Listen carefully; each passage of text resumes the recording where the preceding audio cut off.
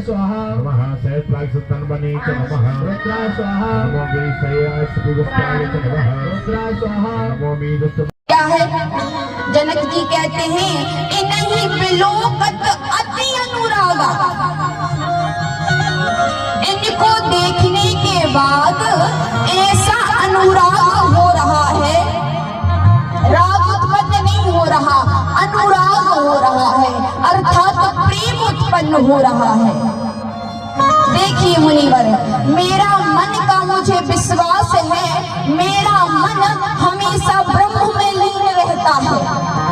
मेरा जो मन है वो हमेशा ब्रह्म में लीन रहता है, लेकिन आज इनको देखने के बाद वो वहां से हटकर इनमें लग रहा है। और यदि ये ब्रह्म नहीं होते तो मेरा मन उस ब्रह्म से हटकर इनमें नहीं लगता। तो आप सही सही बताइए ये कौन है? तो विश्वामित्र जी ने कहा कि हे राजन, तुम ठीक ठीक जा रहे हो, सही जा रहे हो। इतने में राम जी ने देख के मुस्कुरा दिया कि मुनिवर सारा भेद मत खोल लेना, यदि सारा भेद खोल दिया तो फिर हमें लीला करने में दिक्कत होगी। तो इतने में मुनिवर ने बात को बदलते हुए कहा कि हाँ राजन, अरे ये प्रिय सब ही जहाँ लगे प्राणी, जहाँ तक संसार में प्राणी हैं, ये उन सबके ही प्रिय हैं, ये सबको प्यारे लगते हैं। अच्छा, तो फिर ये है कौन? विश्वामित्र जी ने कहा रघुकुल मन दशरथ के जाए और मम हृदय लागी नरेश पठाए। दशरथ जी के लाला हैं और मेरे कारण मेरी यज्ञ की रक्षा के लिए इन्होंने मेरे साथ दोनों भाइयों को भेजा है। तो फिर जनक जी ने दोनों भाइयों सहित मुनि विश्वामित्र जी को एक सुंदर से महल में ठहराया। अब प्रभु श्री राम जी ने विश्वामित्र जी के साथ भोजन ग्रहण किया, आराम किया। उसके बाद दोनों भैया और मुनिवर बैठे हुए थे, कथा श्रवण कर रहे थे।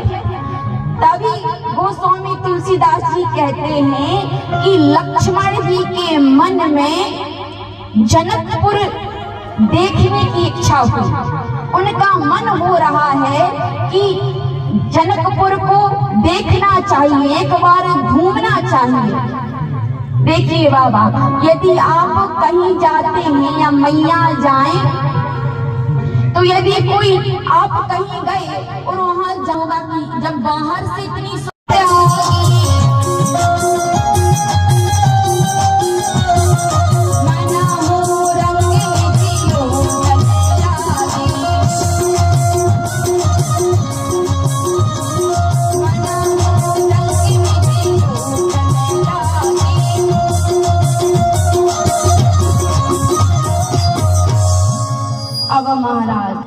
नगर देखने को जैसे ही दोनों भाई आए और जब समाचार जनकपुर के लोगों को मिला तो सबके सब ऐसे दौड़े बाबा जैसे किसी गरीब बस्ती में और धन की वर्षा हो रही हो। और यदि पता चल जाए तो सब उस धन को लूटने के लिए भागेंगे। मान लो यदि यहीं पर पता चल जाए कि यहाँ पर हजार रुपए बांटे जा रहे हैं, तो तुम सब कथा छोड़ के कैसे भागोगे? कि कथा तो थोड़ी देर बाद आके सुन लेंगे, लेकिन पहले जो हजार के नोट बट रहे उन्हें तो ले आए, है कि नहीं? धन कहीं भी वो सब लाइन लगा के खड़े होंगे।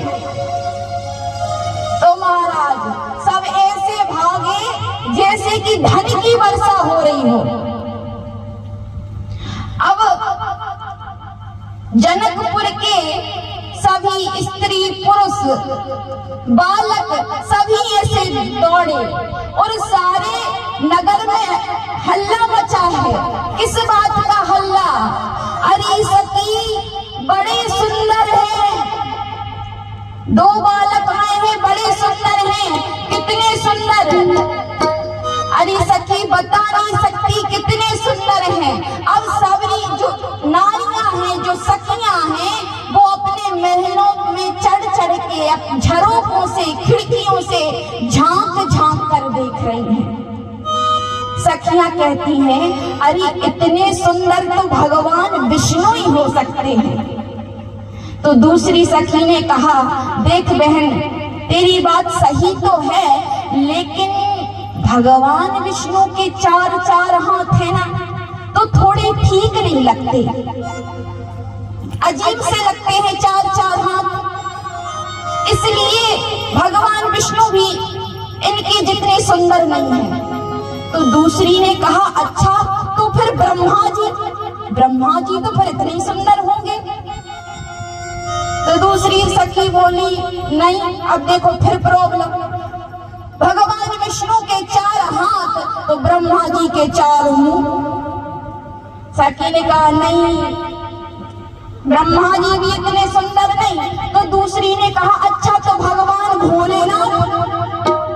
दूसरी बोली तुम्हें और कोई नहीं मिला संसार भर में? अरे उन जैसे तो बिल्कुल भी नहीं। अच्छा, तो फिर इन जैसे कौन सुंदर होगा? सखी ने कहा कि भाई हमें तो इन्हें जैसा और कोई सुंदर नहीं लगता। कयहु सखी अस को तनु धारी, जो ना मोह एह रूप निहारी। अरे ऐसा कौन है जो इनको देखकर मोहित ना हो जाए? अब देखिए सारी सखियां देख रही हैं, बड़े सुंदर हैं। अब राम जी नीचे गली में चल रहे हैं और जो सखियां हैं वो छतों के ऊपर से, खिड़कियों से देख रही हैं। मानो बाबा, यदि आप अपने घर के ऊपर से किसी को देखो और कोई नीचे जा रहा हो, तो आपको क्या दिखेगा? जब वो चलेगा तो उसके चरण दिखेंगे, और जब उस चलने पर हाथ ऐसे ऐसे होंगे तो हाथ दिखेंगे, बाल दिखेंगे, मुंह नहीं दिखेगा। मुंह कब दिखेगा? जब वो आपको ऊपर ऐसे देखेगा। तो भगवान भी जब नीचे जा रहे हैं और सखियां ऊपर से देख रही हैं, तो भगवान जब चलते हैं तो उनके चरण दिख रहे हैं, हाथ दिख रहे हैं, जब हाथ ऐसे ऐसे होते हैं, बाल दिख रहे हैं। लेकिन सखियां जो देखने के लिए खड़ी है, बस वो ही नहीं दिख रहा। क्या नहीं दिख रहा? मुख चंद्र नहीं दिख रहा। अब जब राम जी ऊपर देखेंगे तभी तो दिखेगा। अब सखियों ने कहा कि अरे ये तो सीधे सीधे चले जा रहे हैं, इनके मुख चंद्र का तो दर्शन ही नहीं हो रहा। तो सखियों ने कहा कि कुछ ऐसा करना पड़ेगा ताकि ये ऊपर देखे और हमें इनका मुख दिखे। तो एक सखी ने कहा कि यदि ये ऊपर ना देखे तो मिथिला बारी दीदियों को तो चुल्लू भर पानी में डूब के मर जाना चाहिए। तो एक सखी ने कहा रुक अभी देखेंगे। अच्छा, कैसे देखेंगे? तो एक सखी बड़ी जोर से चिल्लाती हुई बोली, अरे सखी तुम इन्हें जानती हो, इनके पिता को जानती हो? दूसरी सखी ने कहा इनकी कौन कहे, हम तो इनके बाबा को तक जानते हैं। अच्छा, पिता को?